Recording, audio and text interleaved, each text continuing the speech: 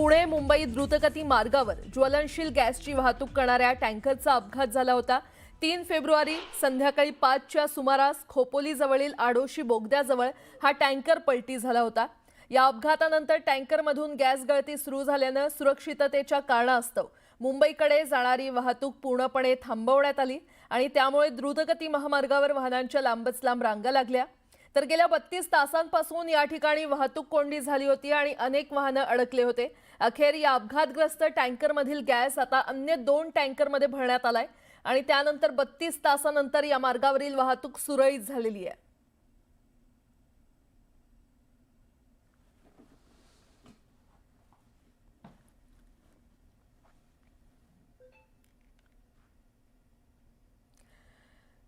तर आपण पाहतोय वाहतूक कोंडी नेमकी कशामुळे झाली आता ते जाणून घेऊयात।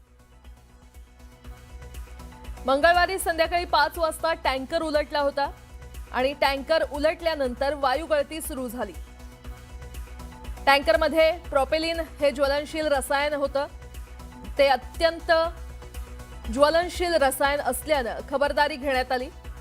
गळती थांबवण्याचे प्रशासनाकडून प्रयत्न बुधवारी सुरू झाले। बुधवारी पहाटे बीपीसीएल एनडीआरएफ घटनास्थळी दाखल झाले। त्यानंतर केमिकल टँकर रिकाम करण्याचे काम सुरू करण्यात आलं। घातक प्रोपेलिन टँकर उलटण्याची ही पहिलीच घटना आहे आणि खबरदारी म्हणून वाहतूक थांबवण्याचा निर्णय घेण्यात आला। त्यामुळे 24 तास एक्सप्रेसवेवर वाहतूक कोंडी झाली होती। मुंबई पुणे एक्सप्रेसवेवर घडलेली घटना जी आहे त्याला अगदी 32 तास उलटून गेले आणि 32 तासानंतर प्रशासनाला यश आलेलं आहे। आपण पाहू शकतो दृश्यांमध्ये अगदी जो कलंडलेला ट्रक होता, जो प्रोपेन या गॅसने भरलेला ट्रक कलंडला होता, तो आता सरळ करण्यात आलेला आहे। अगदी त्याला जोडून आता पुन्हा एका ग्राउंडमध्ये जे आहे ते ठेवण्यात येणार आहे आणि अधिकचा तपास देखील जे आहे ते पोलिसांकडून करण्यात येणार आहे। आपल्यासोबत बोलण्यासाठी अधिकचं स्वतः आचल मॅडम ज्या आहेत त्या रायगडच्या एसपी आहेत। मॅम, काय सांगाल, अगदी 32 तासानंतर जे आहे ते प्रशासनाला यश आलेलं आहे आणि या ठिकाणाहून जो कलंडलेला ट्रक आहे तो दुसऱ्या ठिकाणी नेण्यात येणार आहे, काय सांगाल? ॲक्च्युली हे जे टँकर होता हे प्रोपेलिन गॅसचं टँकर आहे। हे खूप ज्वलंतशील पदार्थ असते, त्यामुळे लवकर आपल्याला याच्यात करायचं होता कारण एक्सप्रेसवेवरती हे अपघात झालेला होता। पण सोबतच महत्त्वाचा होता की खूप ज्वलंतशील असल्यामुळे याच्यात एक्सप्लोजनचे चान्सेस खूप जास्त असतात जर जे लिकेज आहे ते व्यवस्थित हाताळली गेली नाही। त्यामुळे आपले बीपीसीएलचे जे एक्सपर्ट्स आहे, सोबत रिलायन्सचे एक्सपर्ट्स होते, मेक्लॅक म्हणून एक कंपनी आहे त्यांचे केमिकल एक्सपर्ट्स होते, एक हेल्प फाउंडेशन म्हणून आहे त्यांचे, ह्या सर्व एकंदरीत जे एक्सपर्ट्सची ओपिनियन देण्यात आली त्या अनुषंगाने आपण हे रेस्क्यू ऑपरेशन इथे परफॉर्म केलेलं आहे। खूप जास्त प्रेशर होता या टँकरमध्ये आणि आता ते कमी करून आतापर्यंत आलेलो आहोत आपण। काही वेळात आपण हे जे टँकर आहे ते एक्सप्रेसवेने बाजू करून मग दोन्ही लेन्स मुंबई पुणे एक्सप्रेसवेची चालू होणार। अगदी पाहायला गेलं तर अगदी काल संध्याकाळपासूनच हा संपूर्ण ट्रक कलंडला होता। अनेक प्रश्नचिन्ह उभे राहिले होते, अनेक अडचणी देखील ज्या आहे ते सामोरे जावं लागलं, म्हणून 32 तासांचा कालावधी लागला। कुठल्या कुठल्या अडचणीला ज्या आहे ते प्रामुख्याने जावं लागलं, कारण त्यात जो प्रोपेन तुम्ही ज्वलनशील केमिकल जो आहे प्रोपोलिन त्याचा उल्लेख केला, काय सांग? याच्यात सर्वात मोठी हेच प्रॉब्लेम होती की जे एक्सपर्ट एजन्सीज आहे त्यांनाही सुरुवाती वाटलं की फक्त एकच लिकेज आहे।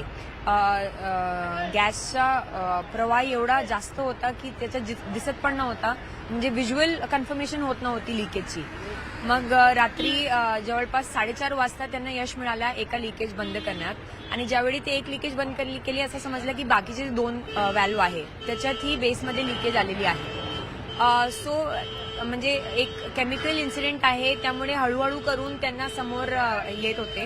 काही त्यांनी प्रयत्न केले पीओपीचा वापर करून, डेफकॉन कंपाऊंडिंग असतं त्याचा वापर करून, पण अशी घटनेमध्ये ट्राय करूनच समजते की त्या परिस्थितीमध्ये ते जे सोल्युशन आपण वापर केलेला आहे त्याचा नेमका फायदा होणार किंवा नाही, तशा पद्धतीने टीमने केलेला आहे।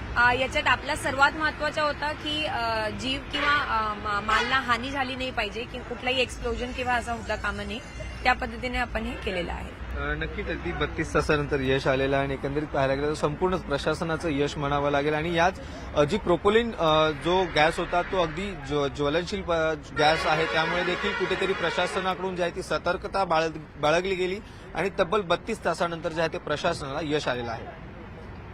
व्हिडिओ जर्नलिस्ट गणेश कदमसह श्रीकृष्ण आवटी, न्यूज 18 मराठी. दरम्यान वाहतूक कोंडीबाबत चौकशी करून शिफारसींसह अहवाल द्या.